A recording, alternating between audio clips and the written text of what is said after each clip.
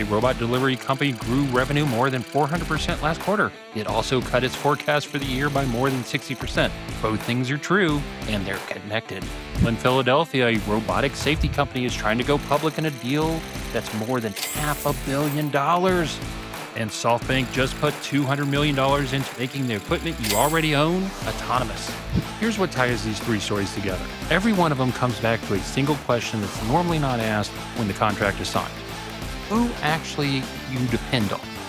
Their customers and your customers are the same. Their interface and your interface is the same. What happens when that relationship ends? As our technology is more interoperable and vendor-agnostic, the issue is the capital on the other side is becoming more concentrated with fewer owners of the technology. If in 18 months you lost a very key automation partner or customer or client, what would that do to your operations? Because the company that builds the robot or automation is not the one that always controls the ecosystem. Three companies, one theme. Welcome to the Business of Automation, the show that cuts through the hype and tells you what is really happening in the world of robotics, automation, and physical AI, and what it means for your business. I'm Prather, Director of Market Intelligence here at A3, the Association for Advancing Automation. Every week, I bring you the stories that matter, the context, what the headlines have missed, and what market intelligence can do to separate the signal from the spin. Robot safety isn't paperwork you fill out at the end of an automation project. It's part of design, integration, and operating the system from the beginning. For more than 35 years, the A3 International Robot Safety Conference has brought together the people developing robot safety practices with the people applying them in the real world. This year's conference is November 3rd through the 5th, and for full disclosure, IRSC is an A3 event, and A3 is who I work for. See you in Detroit. This week on the Business of Automation, a robot delivery company grew revenue more than 400% last quarter. It also cut its forecast for the year by more than 60%. Both things are true, and they're connected. Meanwhile, in Philadelphia, a robotic safety company is trying to go public in a deal that's more than $500 million. And SoftBank just put $200 million into a Swiss startup built around making the equipment you already own autonomous.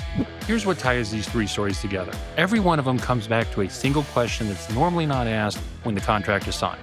Not if the robot is working, not what it costs, it's who actually you depend on, and what happens when that relationship changes. Three stories, one dependency. Let's get into it. We start with one of the clearest examples of dependency the robotics industry has given us this year. Serve Robotics trades on NASDAQ under the ticker SERV. It builds the four-wheel autonomous robots you've probably seen carrying restaurant orders down city sidewalks. SERV spun out of Uber in 2021, and Uber Eats became an important anchor for the delivery network. But that relationship is changing now. SERV says it currently does not expect to renew its Uber agreement when it expires in early 2027 unless the operating model improves.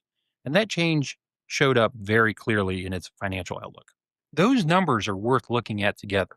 Revenue increased 404% from a year earlier, but SERV cut its full-year revenue forecast from $26 million to between $9 million and $10 million. The company said the principal reason for lower than expected delivery volume through Uber. That's an important distinction. This wasn't simply millions of dollars of existing Uber revenue disappearing overnight. SERV had built future growth assumptions around volume that ultimately didn't materialize. And that's a more useful lesson for the automation industry. Dependency isn't about one customer or one partner today. It's about what you're building with them tomorrow. On August 17th, SERV announced another delivery marketplace partner, Grubhub.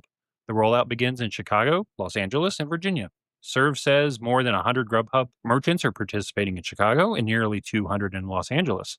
It also expanded DoorDash delivery into Washington, D.C. and San Jose, and announced its first micro depot in Miami. And SERV is diversifying in another way. Advertising represents nearly half of its robotic food delivery revenue last quarter. SERV has launched a product called Characters that allows advertisers to turn the robot itself into an interactive branded experience.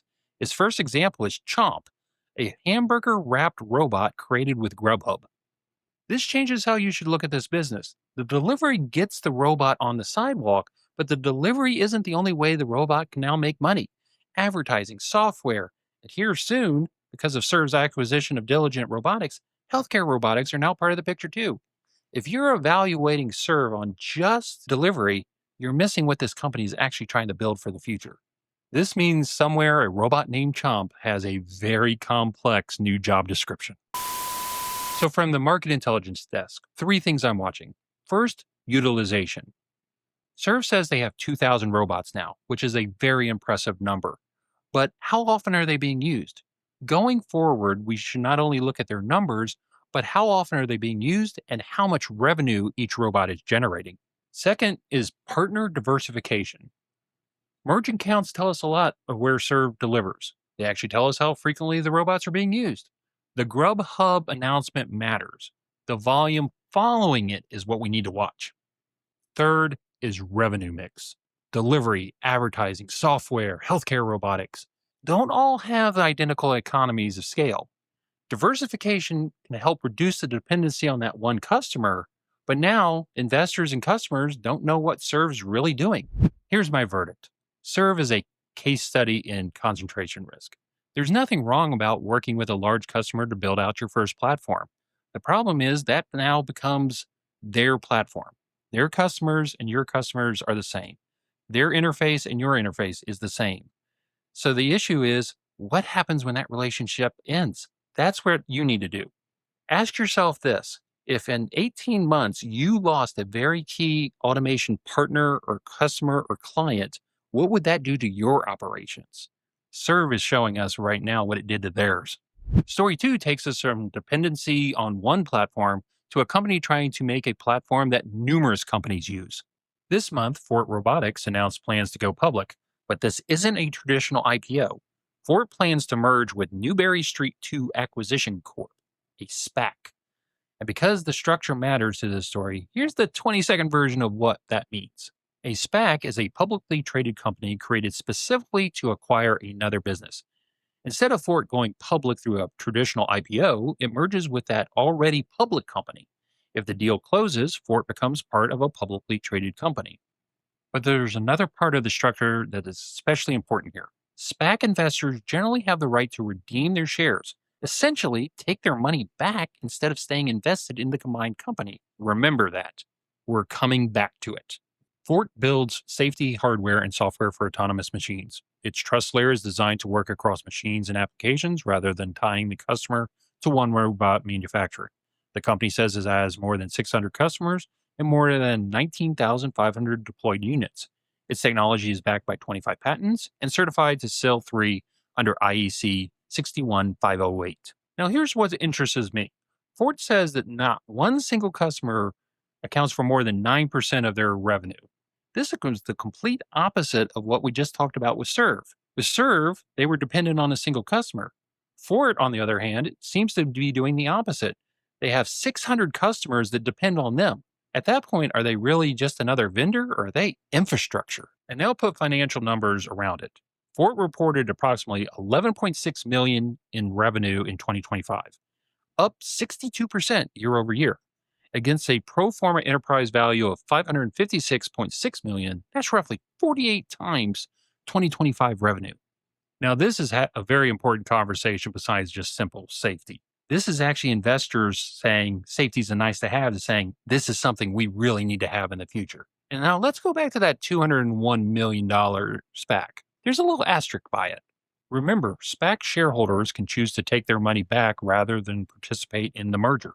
So that roughly 201 million figure assumes no redemptions. The headline amount and the cash that actually arrives at closing aren't necessarily the same number, and that's why the structure matters. And nothing is closed yet. There are numerous regulatory hurdles to still clear and even shareholder approvals to happen. Funny, this could be the sexiest exit for any robotics firm there is, and it's over at e-stop. Now from the market intelligence desk. This is a very bullish move on Fort Robotics. But safety is going to be very critical going forward as more and more folks deploy multiple fleets of robots. So having a single point of safety is going to be critical. And with Ford already having 600 customers in the pipeline, that tells us that multiple customers are going to be using their technology. But the issue is they still only have $11.6 million in revenue and are being valued at almost $1 billion. So we'll have to watch this very critically going forward as their revenue grows post-SPAC. Here's my verdict. This is a very important transaction for the industry because safety is becoming more and more critical. It's no longer a nice to have, it is critical infrastructure. So the question is, who owns your safety layer and what happens if you lost them tomorrow? Now for our last story. The biggest investment for the week goes to a company that's not even making a robot. Last week, Zurich based Gravis Robotics announced a $200 million investment from SoftBank. Reports put the company's valuation at approximately $1 billion. Gravis spun out of ETH Zurich in late 2022. Its model is straightforward. Don't build another excavator, make the excavator that's already sitting on your job site smarter. Their Gravis rack combines hardware and software that can be installed on existing heavy equipment. The company says the technology has been used across multiple equipment brands, is now live in 7 countries. That mixed fleet capability is an important part. A contractor doesn't necessarily have to replace a yard full of equipment or standardize on one manufacturer to start introducing autonomy. And construction autonomy is difficult for a very simple reason. A self driving car is trying to move through its environment without changing it. An excavator's entire job is to change its environment. Every bucket of dirt changes the next movement. Soil changes, loads change, terrain changes. The world the machine is operating in is literally different every time it passes. Now let's connect this back to Fort, because both companies are trying to prevent vendor lock-in. For Fort, they want their safety layer to work across numerous vendors. For Gravis, they want the autonomy layer to work across numerous vendors. Now let's look at their investor, because SoftBank has been placing a lot of bets. Their biggest bet recently has been a $5.3 billion bid to buy ABB's robotic business. But they're also investing in companies like Berkshire Grey, Skilled AI, AutoStore, and several others. And now they're putting over $200 million into Gravis Robotics as well. So now we have 2 issues happening. We have companies that are trying to make sure you're not vendor locked in, but we have investors that are buying up all the companies that we might lock into. Now, here's my verdict. This is very important for the construction industry because one of the biggest challenges has been, do they buy actual robots that are already ready to be out in the field, or can they actually make their current equipment autonomous? And this is actually giving them a very good answer. The question is going to be, how many will actually use the equipment? How many vendors will allow the equipment to be used on them? That's what we're going to watch. So let's continue to watch this space.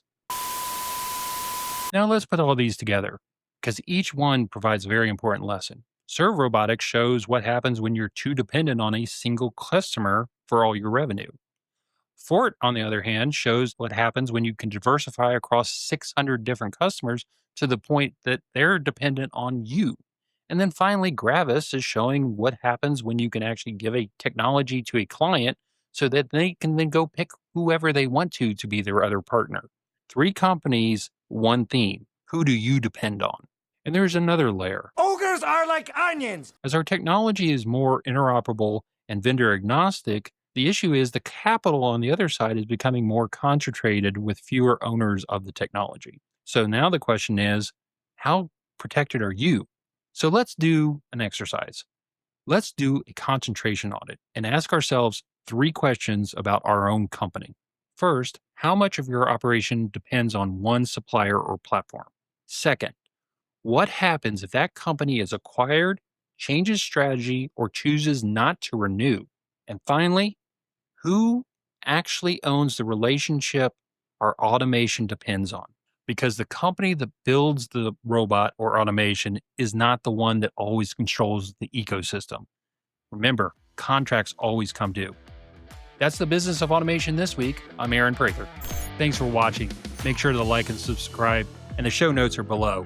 But if you want a deeper dive, check out our Substack. There you'll see all the numbers we just talked about, the serve numbers, the Fort numbers, everything's over there. And guess what? It's free to subscribe. I'm Aaron Prather, Director of Market Intelligence here at A3, the Association for Advancing Automation. Thanks for checking us out. See you next week.